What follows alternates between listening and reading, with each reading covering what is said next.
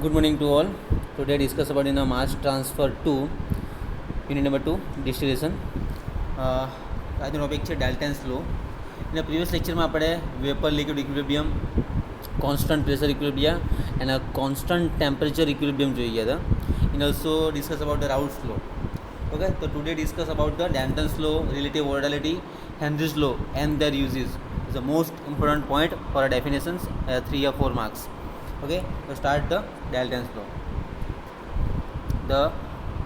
It states that the total pressure exerted by gas or vapor mixture is equal to the sum of the partial pressure.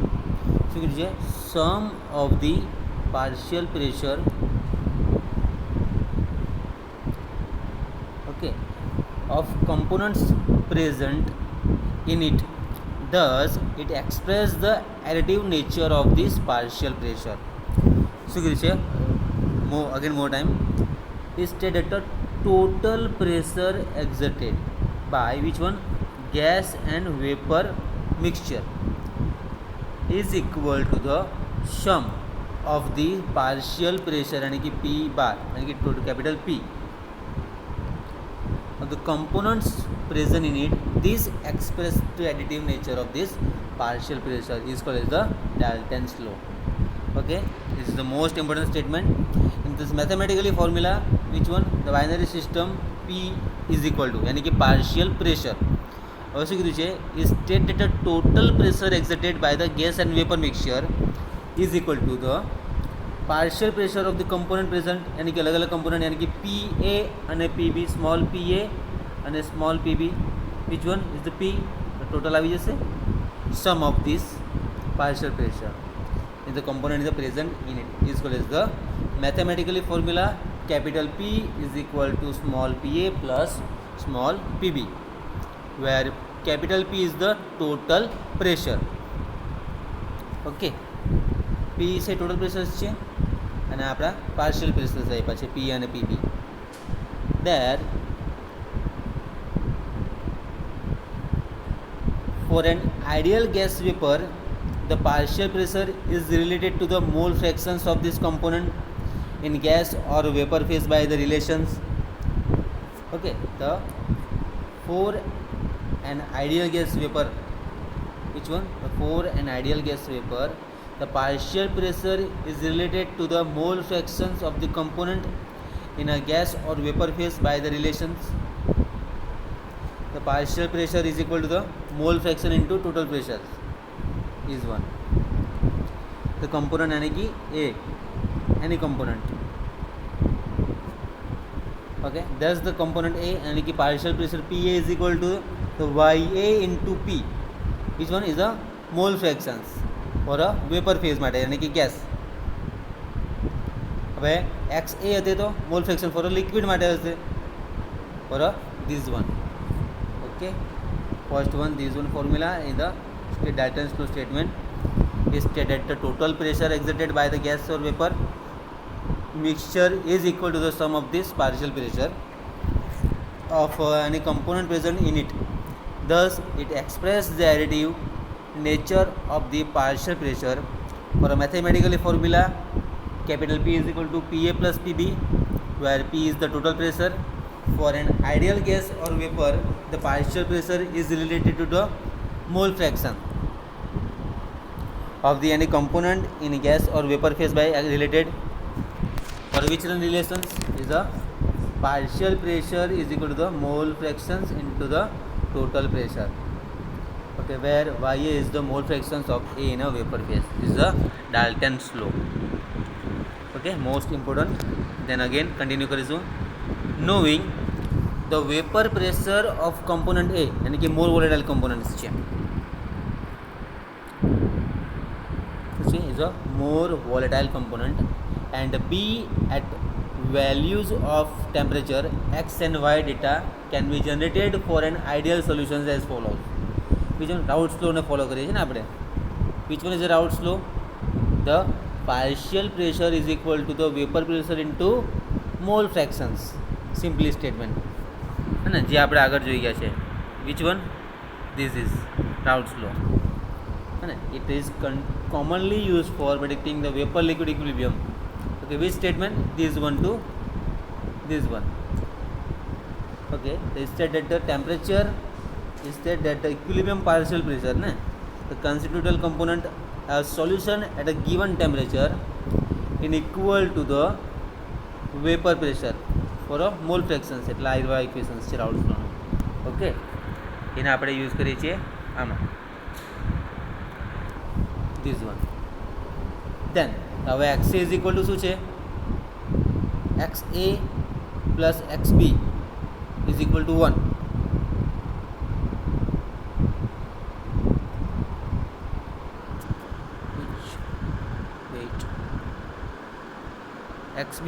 xa plus xb is equal to 1. Then put the value for a pb is equal to 1 minus xb આવશે અહીંયા.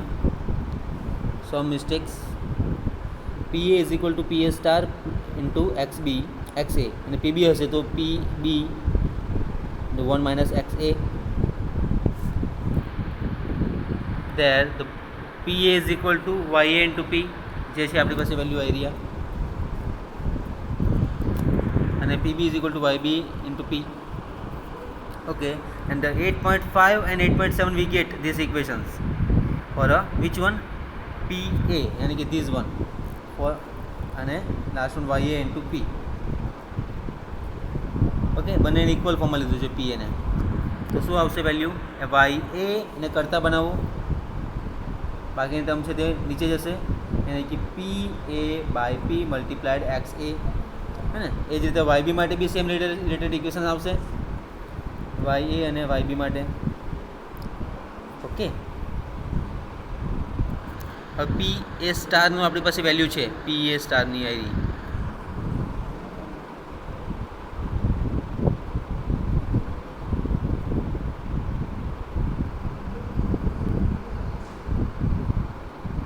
Okay, then this combine these equations pa ને pa, તો ya into p, તો આપણે એને y ને કરતા બનાવીએ તો આ ઇક્વેશન મળશે. એઝ ઇટ ઇઝ તો yb ની વેલ્યુ બી મળશે. હવે શું છે? ya અને yb ને બંનેને એડ કરો, ya yb plus yb is equal to 1, which અને xb ઇઝ ઇક્વલ ટુ તો 1 માઇનસ x છે, તો ya plus yb is equal to 1 થવાનું. We have these equations 8.10 and 8.11 for xb is equal to the 1 minus xa, and the putting this value, the ya and yb form these equations, the pa star p to xa plus pb by p 1 minus xa is equal to 1. તો ya ની value છે આપણી પાસે idea, અને yb ની value છે idea, એ ઇક્વેશનમાં put કરી છે, અને xb is equal to આપણી પાસે 1 minus xa છે ને, જે ઉપર જ છે. Okay, the put this value, this equation ya plus yb is equal to 1. તો ya ની વેલ્યુ આઈડિયા છે અને yb ની વેલ્યુ આ છે.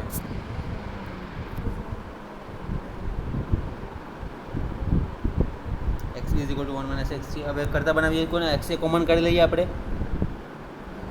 xa કોમન કાઢી તો pa star minus pb star બનશે. આ પોઝિટિવ અને નેગેટિવ તો કેન્સલ થઈ જવાનું, this one term this one. આમાંથી xa કોમન કાઢો,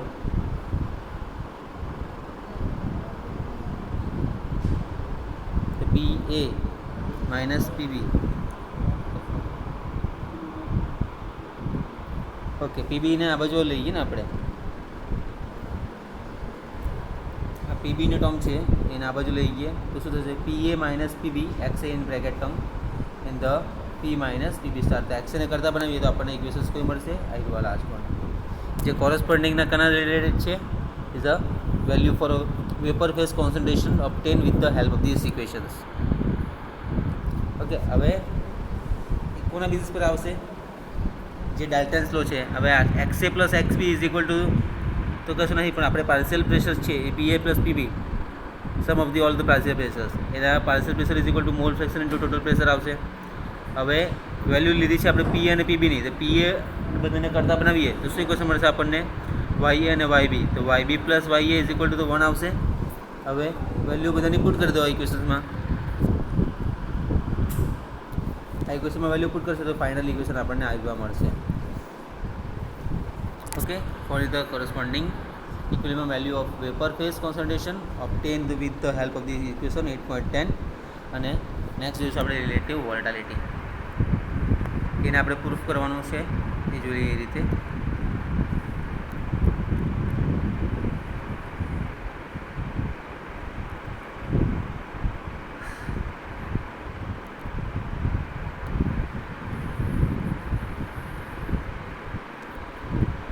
Relative volatility,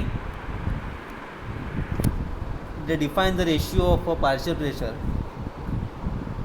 pressure and the mole fractions of A. Which is the ratio? The partial pressure of A to the mole fractions of A. Partial pressure of A and the mole fractions of A in the liquid phase. તો શું બનશે equations? Volatility આપણી પાસે છે ને, આપણે કોઈ બી વસ્તુ પાર્શિયલ પ્રેશર ઓપન મોલ ફ્રેક્શન્સ એ માટે અને બી માટે પીબી ઓપન એક્સબી થઈ ગઈ ઇક્વેશન્સ. હવે એનું સ્ટેટમેન્ટ શું કહેવા માગે છે? What is the relative volatility? Relative volatility of a component A with respect to a component B.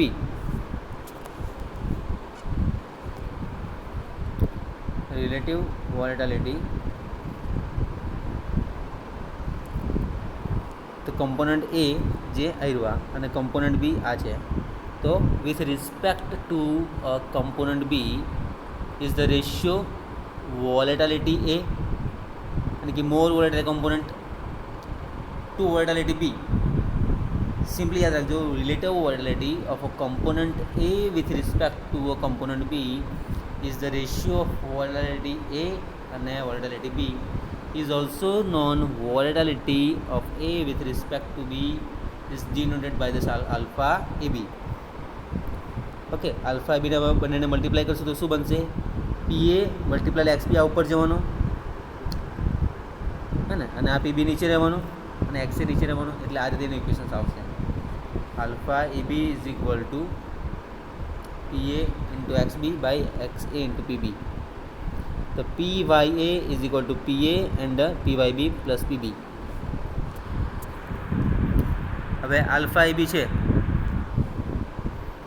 Equations આપણે પ્રૂફ કરવાનું છે. આયરુઆ relative volatility alpha AB is equal to YA 1 minus XA અને 1 minus YA into XA.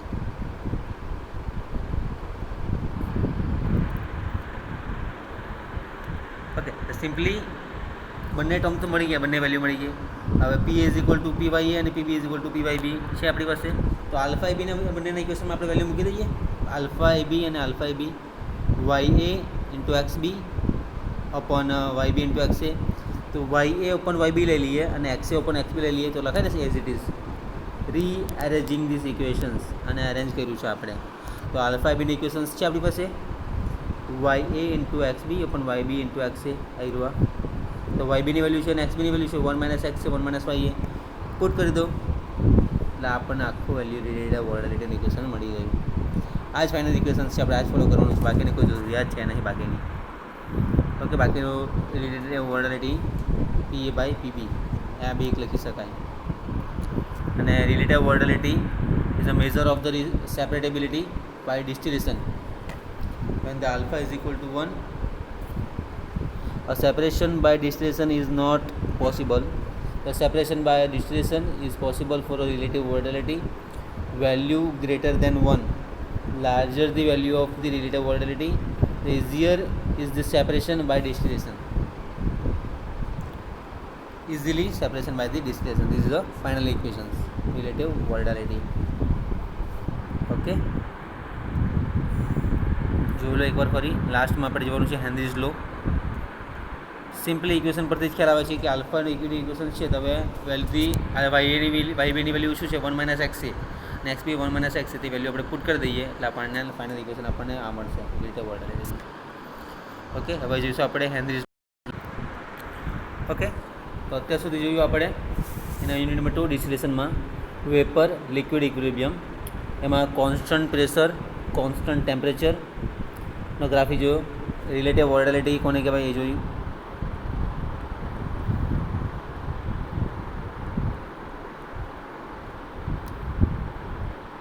Okay, એમાં Raoult's law જોયો. Raoult's law કોને કહીશું આપણે? જે સ્ટેટમેન્ટ કીધું એ પ્રમાણે P partial pressure P star is equal to P into mole fractions vapour pressure. બંનેને પ્લસ કરો એટલે આપણને જે પ્રેશર મળી જશે. એનો ગ્રાફ આ રીતે છે આઈડિયલ સોલ્યુશન્સમાં. જે આપણે ગ્રાફિકલી જોવાનું રહી ગયું હતું એ જોઈ લઈએ. ગ્રાફ આ રીતે છે, pressure versus mole fraction into A. હવે એનો કહું જો કોન્સ્ટન્ટ ટેમ્પરેચરને લગતો આવે છે, એટલે પ્રેશર વર્સિસ હે ને કોન્સ્ટન્ટ ટેમ્પરેચરનો ગ્રાફ આવે તો અહીંયા પ્રેશર આવે એટલે યાદ રાખવાનું આ કોન્સ્ટન્ટ ટેમ્પરેચરનો ગ્રાફ છે. ઓકે, જે ડ્યુ પોઈન્ટ અને બબલ પોઈન્ટ એ રીતે આવશે. Then the alpha is equal to P by PB. Value put કરી દો એટલે ઇક્વેશન આપણને એ રીતે મળશે.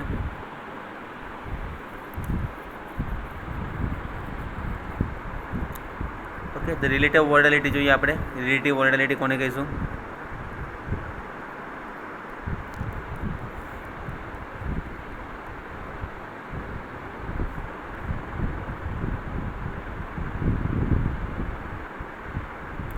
This is the relative volatility. Simply આપણે ઇક્વેશન શું હતું? આલ્ફા વાય એ બી વાય ઇન્ટુ એક્સ બી અને એક્સ ઇન્ટુ વાય બી. હવે વેલ્યુ આપણી પાસે બધી ખબર જ છે, તો એ રીતે એનું ઇક્વેશન્સ આવશે જે આ રીતે છે. ઓકે, તો આપણે નેક્સ્ટ લેક્ચરમાં જોઈશું આપણે મિનિમમ અને મેક્સિમમ એઝ ટોપ. એ ટોપિક આ છે. પ્રીવિયસ લેક્ચરમાં આપણે પોઝિટિવ ડેવિએશન્સ ફ્રોમ આઈડિયલિટી અને એનો ગ્રાફ કઈ રીતે છે તે જોવાનો છે. આ રીતે છે. શેપ યાદ રાખજો, આ રીતે આવશે અને પેલામાં ઓપોઝિટ ગ્રાફ આવશે. ધીસ વન જો હે ને, તો આ રીતે આપણે જોઈશું. Okay, then after the flash vaporisation material balance આવશે. ઓકે, નેક્સ્ટ લેક્ચરમાં આપણે કમ્પ્લીટલી જોઈશું. Thank you so much.